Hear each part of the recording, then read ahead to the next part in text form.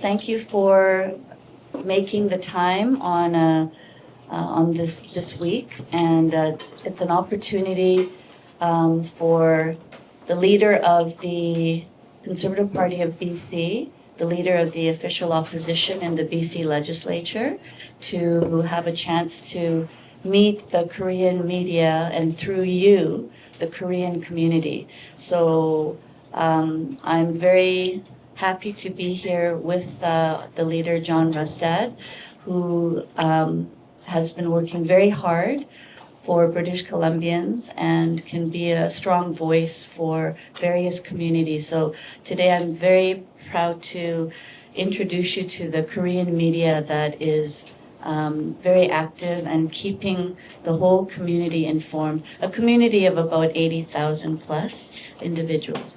Well, thank you. Thank you very much, and it's an honor to be able to be here today. I must admit, this has been too long. I should have been here much sooner than this to be able to engage with the community. There's a number of things that are going on in British Columbia that I thought I should touch on initially.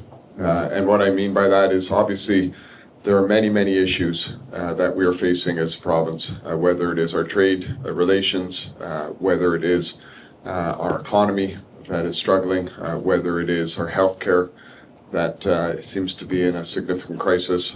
We've got many issues with crime, with drugs, with things that are going on our streets and the safety for people. There's also the issues of immigration and obviously what's going on with our education system. These are all major issues for us here in British Columbia. So what I would like to do is maybe just spend a few minutes talking about a number of these issues and our perspective in terms of what we would like to see as the Conservative Party of British Columbia, and then from there open it up to questions. So I want to start off with one of the biggest issues facing us in British Columbia today, which is affordability in our economy. Many people are really been struggling to be able to buy homes. They're struggling to be able to put food on the table. In particular, half of the youth in this province are thinking about leaving British Columbia. And to me, that is the role of government to change that. I think that's a tragedy. People should be able to look at how to build a future in British Columbia. And so it's a major issue that, in my opinion, we need to address head on. So when I think about our youth, I think about them wanting to leave British Columbia. I think what we need to see in this province is we need to see significant change and improvement in our economy. That's also the biggest issue that we need to deal with trade. When I think about the fact that we're selling our natural gas to the United States at an 80% discount, and then they're telling us they don't need our natural gas. Why are we sending them our natural gas? We need to actually build those trade options. We need to get our products offshore, expand our port capacity, get them to countries in the Pacific Rim, countries like Korea, like China, like Japan and India. We need to be dramatically expanding our economy and our presence in terms of how we do trade with the Asia-Pacific Rim. Expanding our trade isn't just about trading our goods, but it's also about how you build the economy and those strong paying jobs. Many youth that are thinking about leaving British Columbia are thinking about leaving this province because they can't see how to be able to build a future here. They don't see how to be able to raise a family, to be able to buy a home, to be able to see their children successful. And so we need to see a strong economy. We need to see strong wage growth. We need to see those opportunities created right across this province. Taking advantage of our natural resources is the first step in being able to do that. There's much more that we need to do as well, which is significant tax relief, reduction of taxes, and making it much easier for people to be able to do business, to be able to start a business, to be able to be successful, to be able to hire people in this province. When I think about, once again, our youth, as well as, our families in British Columbia, healthcare is a huge problem. And we are, as this NDP government is currently running, they say it's a $10.8 billion deficit. The whisper number I'm hearing is going to be $18 billion deficit, which is unheard of in a province like British Columbia. If we do not get our economy going, we're not going to be able to have the investments in healthcare. We're not going to be able to do the tax relief that we need. And we're going to see more families, more youth leaving this province unless we can change course away from what this NDP government is doing. Part of that as well is not just about healthcare, but it's also about making sure that we have safe communities and safe streets. So we need to see significant investment in addiction treatment and recovery. We need to see significant investment in mental health so that we can help people to be able to get healthy again. We want to make sure that we support parents in their rights to be able to look after their children through all of this.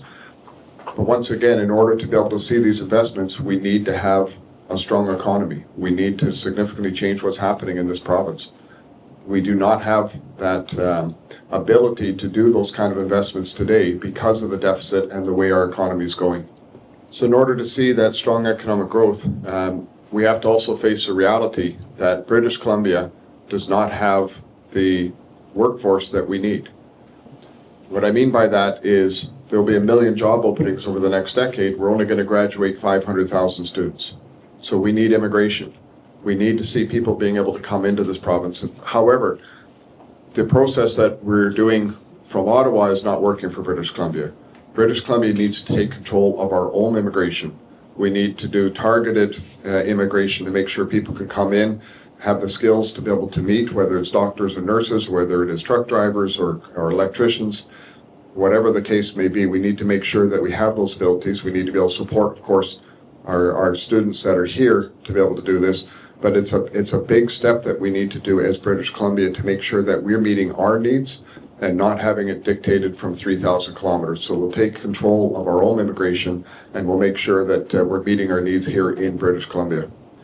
And so when I think about, particularly the Korean community, I know there's many students that come over from Korea. We want to continue to support that happening. We also want to work with the educational facilities in Korea to make sure that they're meeting the standards that we're looking for the various skills when they come here, so that when they come to British Columbia, they can come directly into the workforce and they don't need retraining when they come here to British Columbia. It's going to be an important piece of how we make sure that we have immigration that makes sense and that works for British Columbia.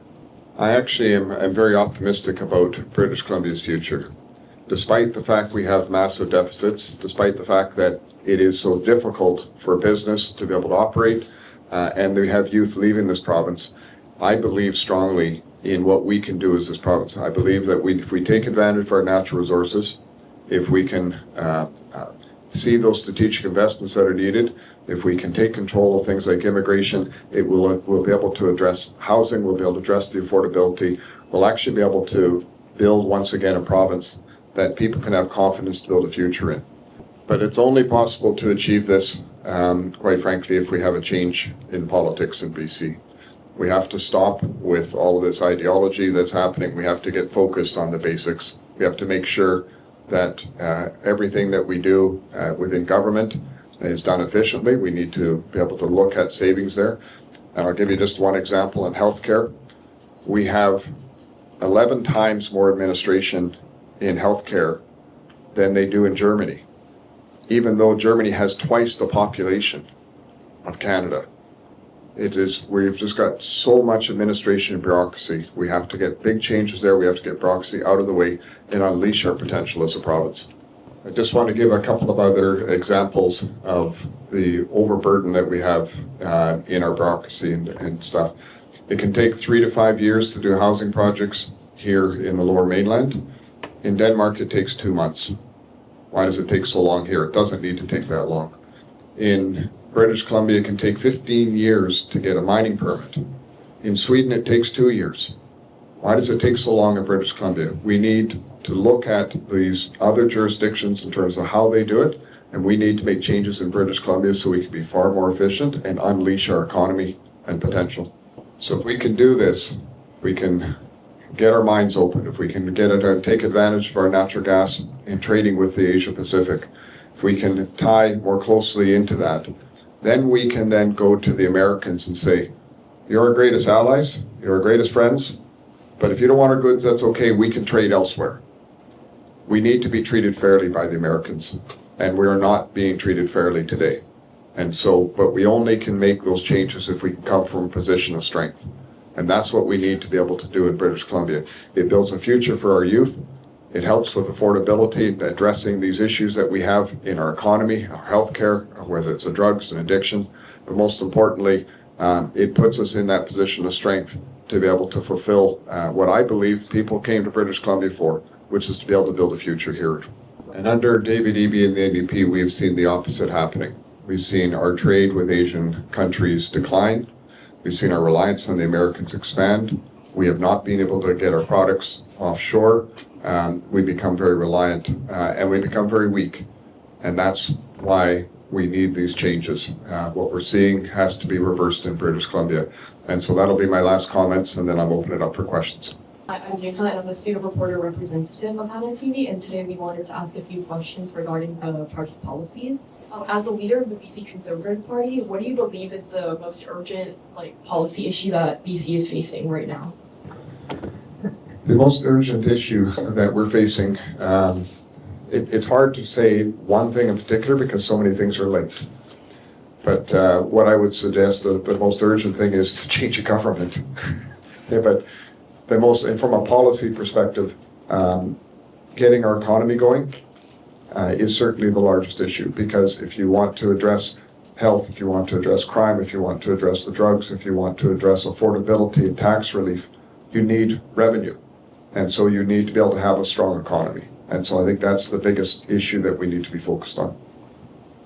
Hi, my name is Yvonne Hong, and I want to ask a question about the education system of BC. So the Conservative Party of BC has proposed to reintroduce letter grades for grades 4 to 9, and also standardized exams to grades 10 to 12. So how do they plan to implement these changes, and how can they ensure that these policies support both achievement and student well-being? And in which? Student well-being. Student well-being, yes. So I think, what is the goal of our education system? It's to make sure that our students have a future, that they can succeed in life, in the things that they want to be able to achieve. And so if without measurements, you have no way to know whether students are being successful. And so I actually think it's important that we have letter grades, that parents then understand, because if there's additional support that's needed in certain areas, parents can be able to step in. But if they don't see what's going on, then how do they know how to help?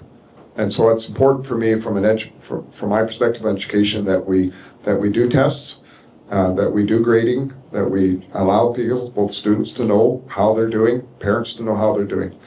So I think that's the most important thing for our education system. But also, you're right in terms of building strong students from a social perspective as well. And so part of that is we need to make sure that we have a very strong anti-bullying program in schools, as well as counselor support for students to be able to help them through any issues that they have, and extend that out also to family. Because obviously, that you're in a situation where sometimes students, there's things going on at home, and they needs to be able to work as a team between what's going on at home and what's going on at school. But most importantly, we want to make sure that parents have the rights, that they know what's going on with their kids, that they have the ability to be able to influence and support their children. As a teacher of 21 years, where we used to have grades and things were measured, and we worked very closely with parents, I totally support these positions of the BC Conservative Party. I just wanted to add my support to that. Thank you. So my name is Yaso Yoon from Hamilton TV. So I recently had interviews with Korean veterans, and I noticed that there's a large group of seniors in BC who need care and support. So what specific policies or plans does BC Conservative Party has to ensure their well-being and safety regarding health stability and health care? Nice, simple question for a last question.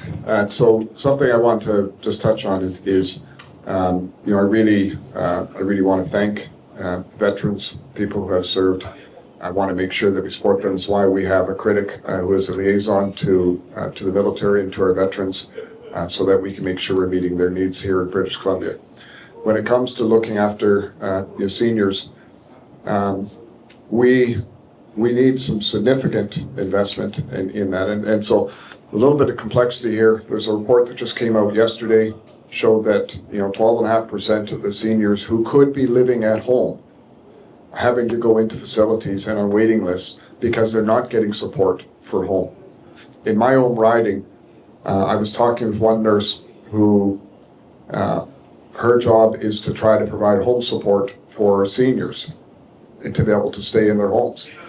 And she regularly comes home in tears because she always has to say to people, I'm sorry, we don't have any support to provide you. That's wrong. Our seniors, help to build our province. Our seniors, you need to be honored and supported. And so as a government, we need to do significant investment in supporting seniors to be able to stay in their homes with their families, because that is the best outcome for a senior, to be able to do that. And where they can't do that, or where they're isolated, because we want to make sure you don't isolate seniors, because that's not right for them. We need to be looking at expanding our facilities and making sure that we've got that support for seniors as well. And so part of that, of course, is making sure that you've got the healthcare investments, but we need significant investment, in particular in that home support, to be able to support families and seniors as they age in their own homes. And I'm talking from a little bit of experience, because both my parents, we were able to keep in their own home. They passed away in 2022. They lived good, long lives. But we were able to keep them in their home, and I could see the difference it made. My mom had dementia, but the difference it made being in a home environment, a familiar environment, was huge in terms of quality of life. And so we want to be able to support that, so we're supporting the right outcomes to be able to help with seniors, particularly in their later years. Okay. So with that, first of all, thank you very much for everybody coming out. I'm hoping that we're going to be able to do this on a much more regular basis. There's so many issues that are happening in British Columbia, and my apologies once again for having taken so long to be able to do this. But we will make sure that we try to do this, 2 or 3, maybe even 4 times a year, to give an opportunity to be able to catch up in terms of the things that are happening across this province. Thank you very much, everyone. Good questions. And thank you, John, for taking the time to get to really know the community. Thank you. So the first question is, what is a specific and effective solution you would propose to address the issue of overcrowded schools in BC? For overcrowded schools in BC, there's a lot of things that need to be done there. First of all, we need to make sure, most importantly, that students are at the center of the decisions we're making. We need to make sure that parents are engaged very much in terms of it. But then we also need to build out schools and our facilities. And particularly when you look at a jurisdiction like Surrey, or even in the Tri-Cities and into Burnaby, where we have overcrowding, where we have portables, we need to be looking at building larger schools on the same sites. And that means perhaps going up, making it multi-stories, utilizing the space that we have, as opposed to having to do new facilities that can take a lot longer and cost a lot more to be able to produce. Hi, my name is Yugon Hong, and I also have a question about the education. So you mentioned that BC wants more university students coming from other countries, and also that there's this unjustified hate going on, like anti-Semitism and Asian hate across these schools. So how would you approach this problem differently, and what specific policies could you introduce to help students from immigrant communities thrive both academically and socially in BC's public schools? So the first thing, and particularly at the university level, we need to do is put some pressure on the schools to make sure that all students are welcomed and that we aren't being driven by ideology. At the same time, we want to make sure we allow free speech, but we cannot be accepting or supporting any form of hate in British Columbia. And so as a government, we need to be able to put pressure on schools to do this. Through our immigration policies, by taking control of our own immigration, we can actually be able to set targets for foreign students to be able to come into British Columbia for learning, and I think that could be a much healthier environment than what we're seeing coming out of Ottawa in terms of those structures. And then in general, in our education system in K-12 and throughout education, we want to make sure that we have strong anti-bullying programs that are in place, and we have strong support through counseling to be able to support students in their growth and in their opportunities to succeed. Hello, I'm student reporter from Hana TV. So many students are interested in politics, but say that there's not enough opportunities. Sorry? Many students are interested In politics, yes. but they say that there's not many opportunities to get involved. So what step is the BC Conservative Party taking to give an opportunity, or a political rule, or stronger voice in process? Yeah.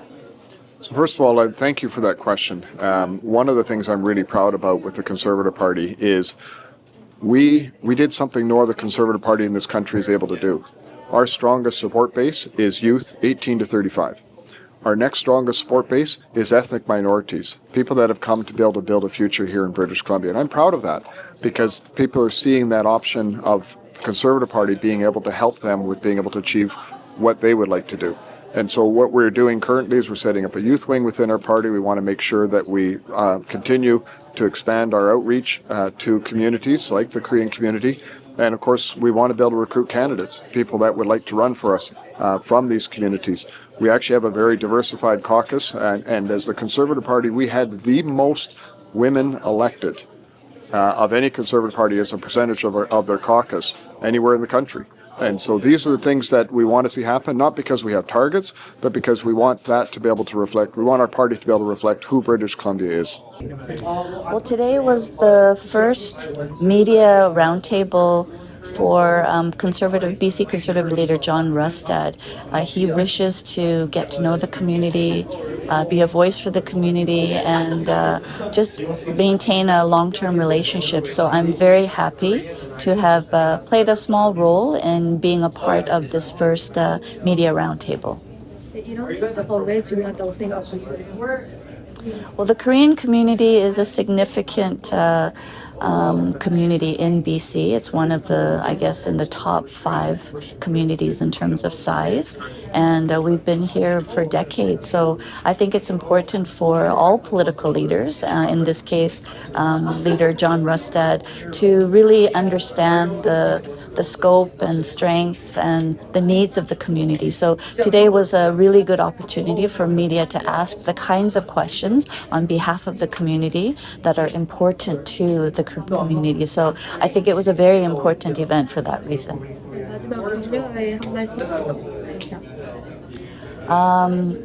Thank you for the good coverage to Hana TV and to all the intern reporters. I think this experience is invaluable and you're doing a great job. Fighting!